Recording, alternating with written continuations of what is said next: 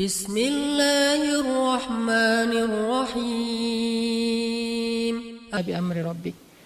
Kita imajinasikan suasana ketika Ramadan turun Al-Quran. Supaya kita tahu bulan Ramadan ini bulan yang di langit itu sibuk banget loh. Malam Ramadan pertama di langit itu hiruk pikuknya tuh luar biasa. Euforianya tuh luar biasa. Gembira semua langit tuh.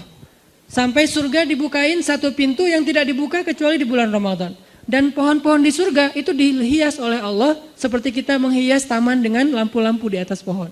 Jadi surga di bulan Ramadan itu kelap-kelip, indah sekali. Tanpa itu aja udah indah surga teh. Saking indahnya surga, Nabi kan pernah melihat surga ketika lagi sholat ya. Kalau nggak salah lagi sholat gerhana matahari. Allahu Akbar, tring gitu. Allah buka tabir, kalau bahasa kita itu dikasih kayak 4D gitu kan. Tiba-tiba Nabi ngelihat sesuatu yang lain. Allah bukakan tabir hijab surga sehingga Nabi melihat surga dari jarak yang sangat dekat. Saking dekatnya seolah-olah hanya dengan melangkah beliau bisa metik buah anggur di dalam surga. Nabi lagi sholat nih, Allah bukakan hijab, Nabi ngelihat surga, ada anggur yang bergelantungan dan gemes banget pengen dipetik saking kerennya nih anggur, saking ranum banget. Nabi berjalan lagi sholat menuju ke depan dan pengen ngeraih anggur. Lalu Allah tutup hijab itu, dibukalah hijab neraka, Nabi langsung mundur ke belakang sampai mentok ke sahabat di shaf pertama karena melihat isi neraka. Ini artinya surga nggak dihias saja tuh udah keren. Nggak dihias saja Allah sampai mengatakan bahasa-bahasa tentang surga itu di dalamnya lu'lu, marjan, segala macam, di dalamnya ada banyak perhiasan-perhiasan.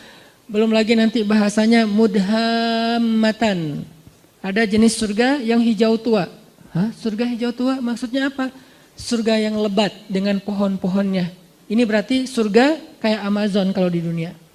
Hutannya lebat banget dan itu buat anak-anak yang anak-anak gunung lah ya. Yang senang-senang gunung tuh ada mudhammatan ayatnya. Saya lagi nyari-nyari surga yang ada ombaknya yang mana gitu. Yang ada mudham. Kenapa surga identik dengan gunung, kebun, rumah, pasangan. Yang pasti pasangan itu yang penting sih. Karena ada kebun, gunung segala macam sendiri agak-agak garing juga ya. Dan insya Allah di surga itu gak ada jomblo, tetap hashtag. Mudhammatan. Jadi anak-anak wanadri ini coba baca Ar-Rahman dan coba bedah lagi ayat mudhammatan. Surganya hijau tua. Kenapa hijau tua? Saking lebatnya hutan di dalam surga. Kayak gimana jenis pohon di dalam surga? Satu pohonnya kita berjalan di bawahnya 100 tahun itu belum keluar dari naungan dahan-dahannya. Kan di daerah Taman Sari gitu kan. Ada pohon-pohon yang kebun binatang yang gede banget ya, melintasi jalan. Itu baru di dunia aja udah kayak gitu pohon, gimana di surga. Sehingga kalau kita berjalan di bawahnya 100 tahun, naik onta nih 100 tahun, belum keluar dari dahan atau naungan keteduhan satu pohon doang. Makanya disebut mudhammatan, hijau tua, lebat banget. Siapa yang ada di sana? Itu tempat spot buat berburu. Karena salah satu hobi nanti penghuni surga, terutama yang cowok-cowok berburu. Cewek-cewek nemenin cowoknya berburu. Berburu, kita udah, dan berburunya udah jago, bukan meleset-meleset wae ya. Jadi gak seru juga kan, meleset akhirnya stres, kenapa gak dapat buruan. Masa di surga stres gitu? Pastilah, nanti kalau yang tadi main air pasti udah jadi tiba-tiba jadi kayak Kelly Slater gitu, tiba-tiba jadi main di barrel gitu, udah jago pro surfer gitu. Karena di sana tuh udah gak ada lagi yang setengah-setengah, semuanya jadi pro.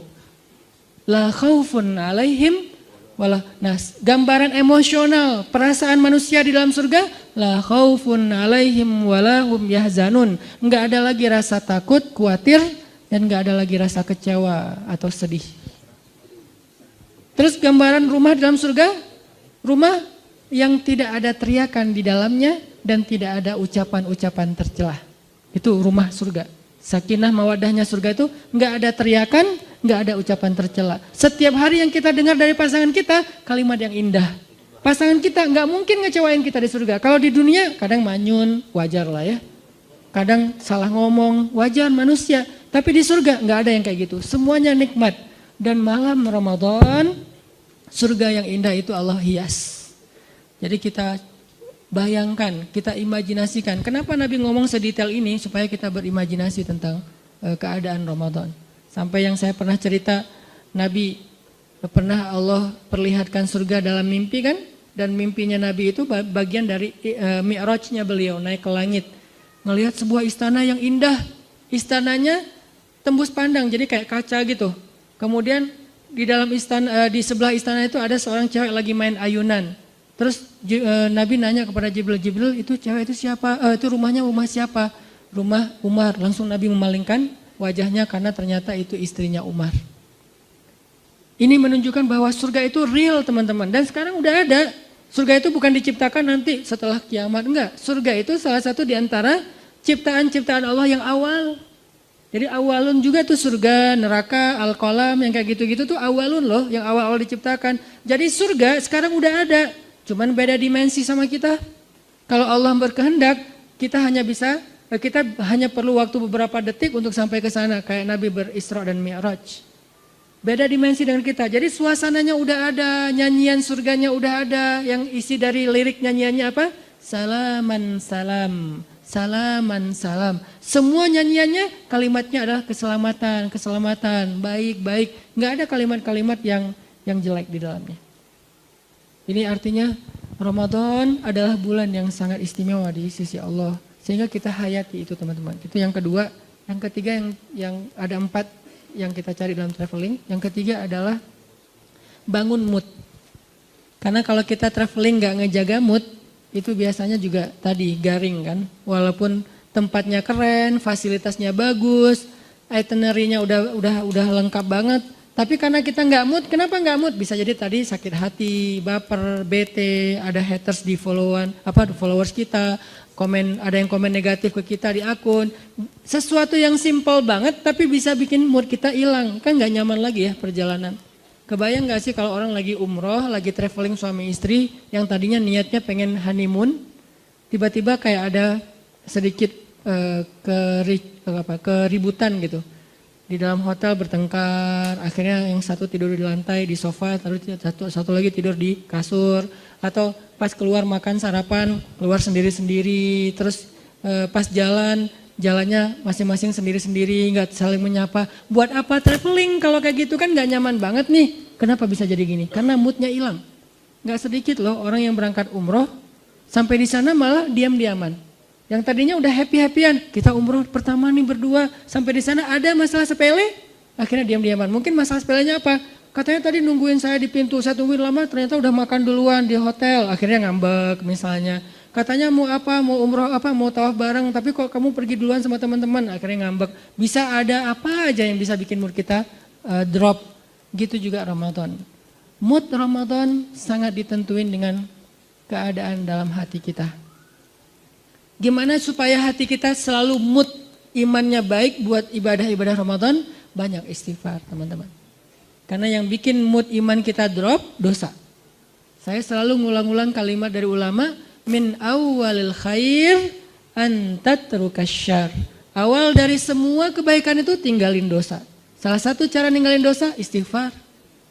Sehingga kalau kita membiasakan istighfar, insya Allah mood kita tuh naik lagi tuh. Istighfar tuh kayak charging. Jadi makin sering kita istighfar, makin naik persentase mood kita. Sehingga ketika puncaknya mood kita lagi ngejos banget, itu semua ibadah tuh ringan loh. Sholat 1 juz ringan, malah dianggap kok 1 juz sih, bukan 10 juz. Pas 10 juz kok 10 juz sih gak khatam sekalian. Wah ngeri nih. Sholat tahajud udah dia taraweh plus tahajud lagi, walaupun ada mazahib lah ya. Dia tahajud lagi di rumah. Kalau tadi kenapa tahajud lagi? Soalnya tadi kan tarawihnya crowd. Saya pengen tahajud berdua. Boleh nggak gandengan? Allah. Nggak boleh. Rasul juga yang paling romantis nggak gitu-gitu amat gitu kan ya. Oh ya udah deketan aja deh. Jangan jauh-jauh tuh. Deketan lagi. Kenapa sih harus deketan? Soalnya kalau kamu jauh hafalan saya suka lupa. Udah deketan tetap lupa. Jadi semangat banget gitu. Pengen tahajud semangat, pengen ngasih makan orang berbuka semangat, tilawah semangat. Apa aja lah pokoknya kebaikan-kebaikan karena moodnya lagi dapat istighfar. Dan yang terakhir yang keempat, ini juga penting teman-teman. Kita tuh traveling tuh akan bakal jadi fun dan enjoy banget kalau kita perginya dengan seorang teman, partner traveling yang sehobi sama kita. Itu bakalan enjoy banget. Misalnya yang seneng di air. Kebayang gak sih kita traveling ke laut sama teman kita yang takut hitam? Bete banget kan? Nyemplung yuk. Malas hitam gitu. Kalau saya kan emang gak takut hitam karena udah kagok kan. Ya udah sekalian lah gitu.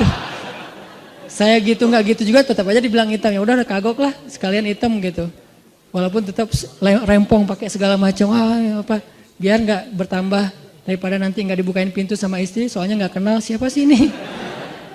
Kebayang kita lagi senang-senangnya main air, pergi ke wisatanya ke laut, tapi teman kita takut hitam atau teman kita nggak senang air, dia duduk aja di warung minum es kelapa muda, makan ikan segala macam. Kita sendiri yang garing, karena saya pernah traveling di sebuah tempat, saya udah nyemplung, snorkeling gitu, free dive nggak jelas gitu.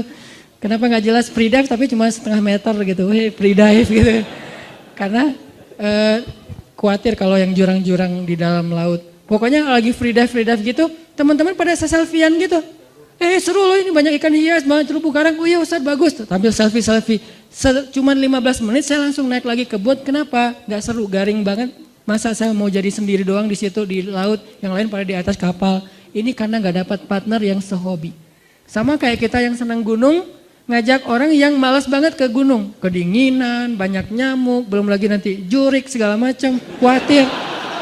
Masa saya mau ke belakang, terus bangunin kita, kenapa? Takut gitu kan ya, kan gak seru banget kan, belum lagi dia lebay gitu orangnya ke gunung kayak nonton film horor, dikit-dikit peluk gitu. Ya kalau itu pasangan, kalau teman kos-kosan gitu kan geli ya. Ini gak sehobi nih sama kita nih ke gunungnya, jadi gak akan nyaman perjalanan kita trip ke gunung. Atau yang ke mall, saya sering merhatiin nih kalau lagi nganterin istri ke mall, apalagi mallnya yang agak-agak rame gitu kayak pasar baru ya. Saya kalau datang ke tempat-tempat yang crowd gitu, saya perhatiin apa? Wajah bapak-bapak. Itu semuanya kerung gitu. Ibu-ibunya, beda banget nih ekspresi antara ibu-ibu sama bapak-bapak kalau di mall teh. Apalagi mall yang pasar-pasar gitu kan bapak-bapaknya. Sambil bawa bawaan gitu istrinya. Istrinya kan gak bawa jadi gak berasa belanja banyak kan. Kayak free gitu. Belum ada apa-apa yang dibeli. Si bapaknya ini apa? Makanya kan ada sunnah Nabi dalam sunnah berbelanja. Salah satunya apa? Suatu hari Nabi lagi belanja bareng dengan Abu Hurairah, ditemenin gitu. Pas Nabi udah beli sesuatu, Abu Hurairah pengen ngambil. Ya Rasul biasa bawa. Kata Nabi, seorang yang belanja membawa belanjaannya sendiri. Itu sunnah belanja. Kenapa kita bawa belanjaan sendiri? Biar tahu kalau kita udah belanja banyak. Kalau yang bawanya supir, suami atau siapa gitu, kita nggak tahu. Makanya belanja bawaan sendiri. Udah banyak akhirnya males gitu kan. Atau naruh dulu di bagasi mobil balik lagi. Tetap aja. Itu wajah bapak-bapak tuh rata-rata tuh bete banget loh. Kalau di tempat-tempat crowd gitu ya. Semuanya pada bete. Kalau seandainya mereka bisa memilih. Cuman gak dikasih pilihan sama istrinya. Seandainya bisa memilih pasti mereka mau mojok di mana gitu ngopi. Kalau udah dikasih kopi langsung cenghar lagi kan ya. Wah kopi nih. Makanya kalau partner traveling kita nggak sehobi itu nggak bakalan enjoy, pasti nggak nyaman banget. Sebentar udah langsung pengen cus, kenapa? Udah kelihatan ada wajah-wajah bete nih. Mudah-mudahan kita cari partner Ramadan kita. Siapa yang rajin tilawah? Almar'u ala dini khalilih. Seseorang itu tergantung siapa teman dekatnya. Jadi kalau partner traveling Ramadan kita senang tilawah, kita ke bawah. Senang tahajud kita ke bawah. Senang sedekah kita ke bawah. Senang kebaikan-kebaikan kita ke bawah. Cari partner traveling yang bisa bikin Ramadan kita lebih semangat, lebih lebih nyaman gitu. Dan mudah-mudahan di akhir Ramadan nanti ada satu kesempatan 10 malam terakhir. Itu kalau saya analogiin dengan traveling teman-teman. Biasanya pas kita traveling kalau dengan pasangan tuh selalu hari terakhir itu kita nggak barengan. Hari pertama barengan, kedua barengan, terus aja barengan, pegangan tangan kemana-mana nggak bisa lepas gitu. Giliran hari terakhir pasti nggak barengan. Kenapa? Karena masing-masing ngejar target. Nyari oleh-oleh yang belum dapat. Si ibunya nyari oleh-oleh buat teman-temannya, si yang cowoknya juga nyari oleh-oleh buat teman-temannya. Jadi semuanya mencar. Hari terakhir biasanya mencar tuh. Masing-masing rampung sendiri-sendiri. Udah kita nanti ketemuan di sini ya, meeting pointnya. Udah jalan sendiri-sendiri. Itu analogi sederhana berlaku juga di Ramadan. Hari terakhir yang tadinya kita barengan, berbuka puasa bareng, malam tahajud bareng. Begitu masuk asyarah min awakhir Ramadan, 10 terakhir bulan Ramadan kayaknya kita harus berlakukan SOP traveling. Gak apa-apa deh, kali ini kita agak sendiri-sendiri. Itikaf sendiri-sendiri, maksudnya satu masjid tapi kan beda. Masa mau itikaf di sini mesra-mesraan kan agak aneh ya. Boleh sih mesra-mesraan, gimana? Nyisir rambut. Misalnya, mah bawa sisir enggak? Kenapa? Sunnah mah. Kan Aisyah nyisir rambut Nabi ketika lagi, papa kan gak punya rambut. Oh ya. Soalnya banyak mikir gitu. Jadi udah mulai sendiri-sendiri, udah nggak buka puasa bareng lagi karena sibuk dengan itikaf, masing-masing ngejar malam Lailatul Qadar. Dan itu penting banget, insya Allah nanti di malam-malam berikutnya akan dibahas. Mudah-mudahan tahun ini kita memperoleh Lailatul Qadar, dan seandainya tahun ini adalah Ramadan terakhir kita, ya Allah jadikanlah Ramadan ini sebagai penggugur semua dosa-dosa kami. Jadikanlah Ramadan ini sebagai jalan buat kami ke surgamu ya Allah. Dan jadikanlah Ramadan ini adalah Ramadan terbaik dalam hidup kami. Semoga Allah memberkahi bulan Ramadan kita. Kullu am wa antum bi khair. Ramadan karim. Billahi taufiq wal hidayah. Wassalamualaikum warahmatullahi wabarakatuh. La ilaha illallah Muhammad